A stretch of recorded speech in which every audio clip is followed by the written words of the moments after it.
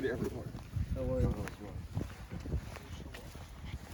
So, for instance, I'm guessing for the watermelon, is it like it requires more water, right? Well, but it's only growing from, we plant in April, May, June, July, August, and then they're done.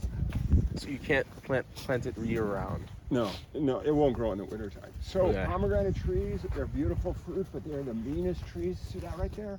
That will stab you. Yeah. These are horrible trees to pick.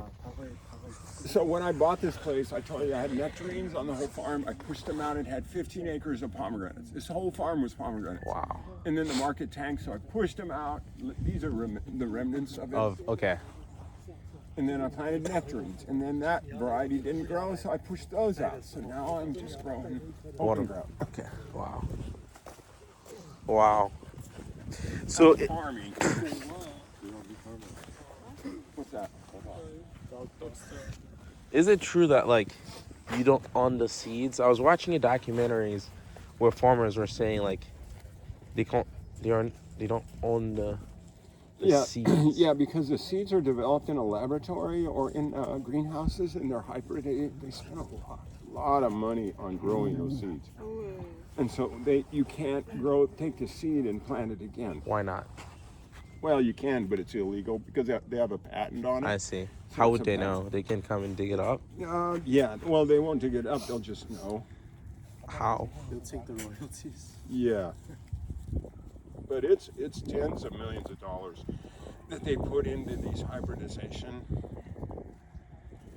All right, I have not figured out my phone. I wanted to show you. Oh. Ruby. I think that's a you thing. You gonna stop crying?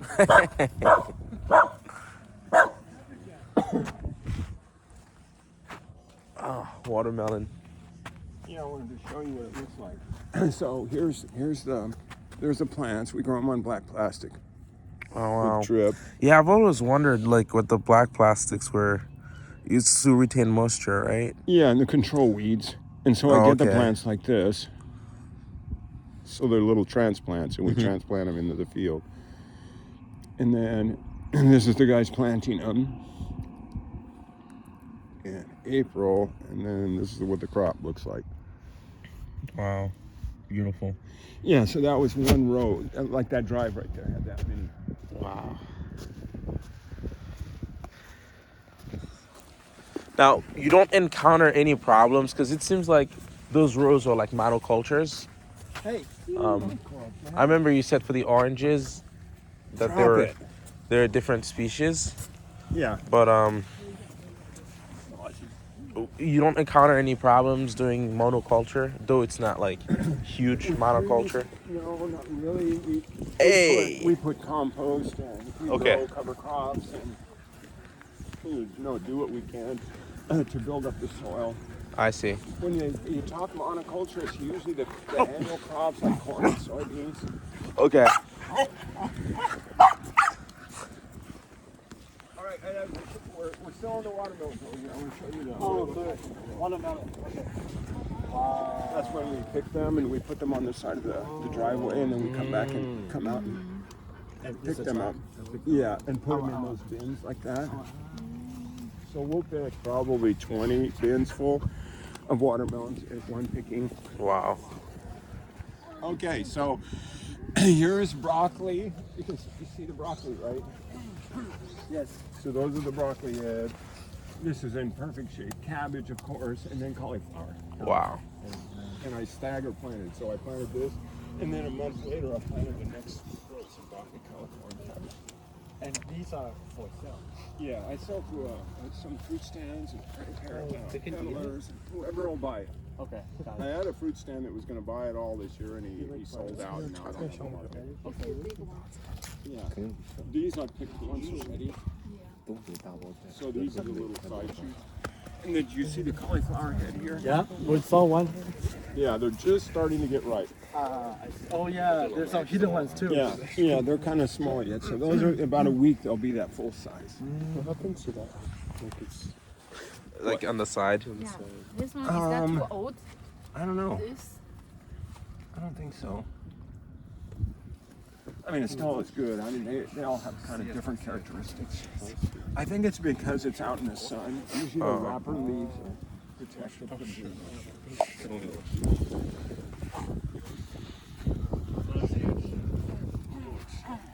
and this is the problem we have growing. This is birds. Oh. The birds will eat these leaves. By next spring, they will be just skeletons. Oh wow. And so when I used to have a little garden, you see that cage over there? That's when I grew my vegetables because the birds would just kill it, man. They would just eat everything up. So now I just. But they don't eat the actual broccoli. No, they eat the leaves, which which is just as bad almost. Oh, okay. Wow, there's some good sized heads right there. Amen. What do you see? No, it's a hole. Yeah, so this is drip irrigated too. You can see the hose is built right by the plants. Yeah. I don't water it this time of the year. It's just when we plant in September, when it still hasn't What, rained yet. what are they eating? Oh, Weed. the dogs like this. Is this? I planted what's called cover crop last year. So it's oats and beans and daikon. Like that's a daikon plant right there. Daikon. And it helps the soil. It enriches the soil. Daikon enriches the Daikons are soil. like the Chinese daikon. Yeah, same thing. How about daikon? Is it? Yeah, it's not. I dug one up.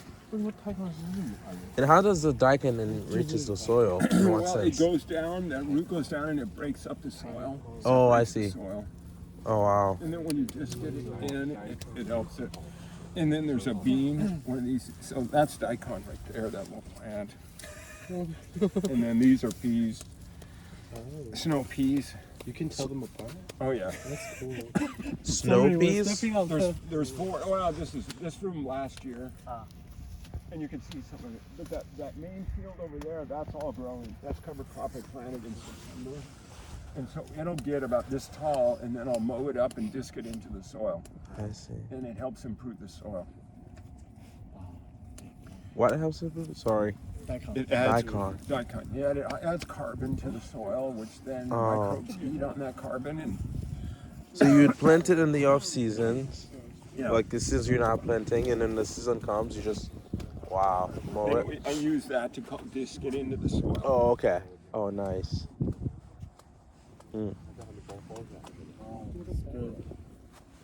And so, so that's the neighbor. That's nectarine trees right there. And that's the old-fashioned way. The taller trees are not, the newer ones are shorter trees. But that's probably 15-year-old trees. But these are dense. This is a dense. No, that's what they call Farming. conventional planting. Okay. What does that mean? Well, they're wider. The high density is the one I was showing you. Okay. The closer trees. Oh, this and one is conventional. Yeah, Okay. that's what everybody did for up until just recently when labor got crazy. No, I think we can just go there. But which one is easier? Like for The the little trees for sure. little tree? Oh yeah, Okay. you don't have to climb on it. I pick all my fruit. I do all the picking. Nice. Like these trees here, they're kind of conventional, but I keep the trees short. Okay. So that's was gonna be my following question, right? Like you have to keep them short. Yeah, I do because I don't want to use a ladder anymore. I do have to for some of my trees. But the yield is the yield is better on the shorter trees or the Yeah, it can be. It varies depending on the variety and a lot of other factors. I see. Go get the birds, Ruby! Get them! Woo! Ruby, go! She can Run make that that jump. She can make crow. that jump. Oh. Oh. Oh my goodness. Oh, they're still going. Oh, the bird's coming. Aussie's fast. They just tease the dogs, I think. Oh, so the bird knows. Yeah, they're crows. Crows are smart. They have some companion. Yeah, they got something to do. Keeps them busy. Wears them out. Wow, very good. So up there where those trees are, we won't walk up there, but that's the trees that I sell to a farmer's market in the summertime. Or fruit stand, not farmer's market. In Fresno, where there's a lot of people and they like fresh fruit. Out here, everybody's got fruit. Nobody buys fruit out here. That's true. Do you scare those ever? No, these are little small sparrows that eat these leaves. I see. They're little finches and yeah, they're really small. Good go. Yeah, you got that crow. You showed them. Male. Male. You showed.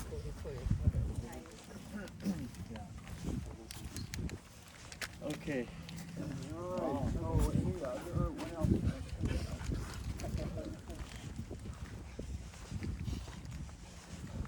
This is my mess that I've been cleaning up on my vacation.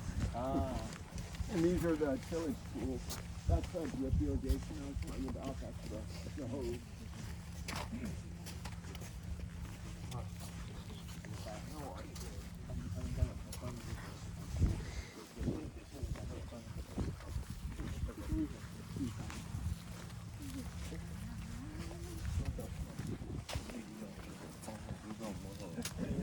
Where we have our bonfires when the saints come, right here.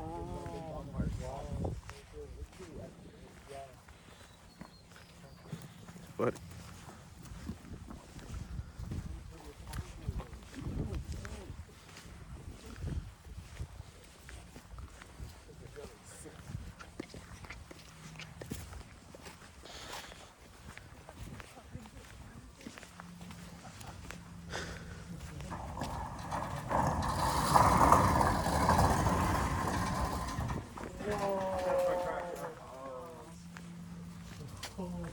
My little tractor and my big tractor. This is for gardens and that's my mowing the lawns. you got a small boat.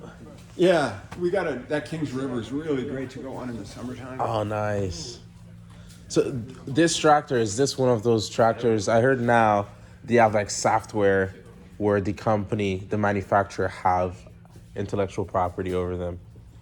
Yes, it doesn't have any fancy software, Okay. but it does have, I mean, you can't, it wouldn't start one day and the service guy came out and he said, oh, you got to update your software. It's like, Tell me this.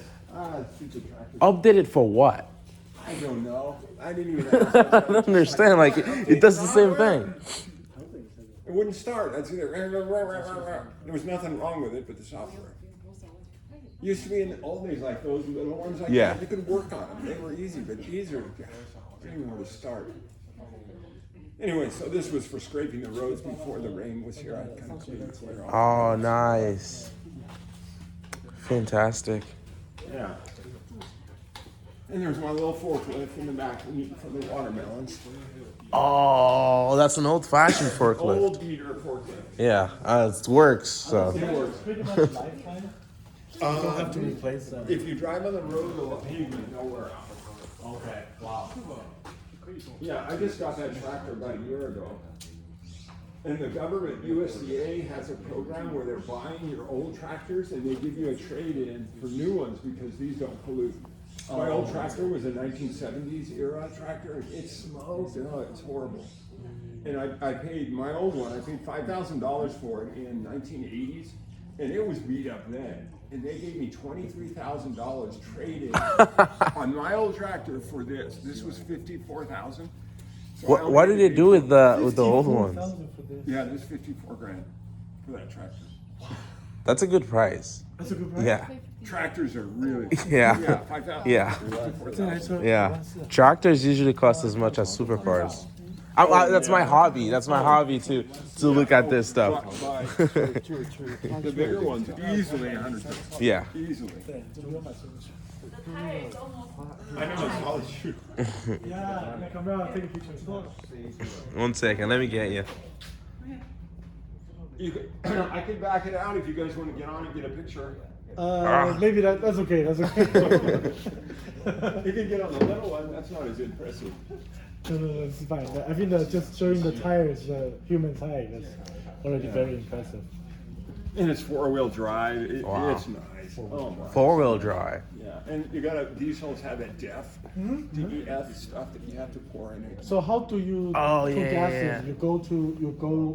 No, this is my fuel. I fill that up with diesel. Okay. Yeah. Hand crank it? Yeah. Wow. Hey, I'm a little farmer. I don't need fancy stuff. It takes me 10 minutes to fill it. Oh well, that lasts for 10 hours of tractor driving. Wow, that's good. I added to some pictures of this. Okay, I think we are almost going to head out. Peter, get on here. Oh, That's my broccoli picking trailer. When it's too muddy to drive the trailer. little broccoli. 然后用你的手 hold to the side。 It's a great little wagon. A brother gave that to me. Oh. He moved to Virginia and he gave me this wagon. Fantastic. Everyone's moving to the South, Tennessee, Virginia, that sort of states. Honestly,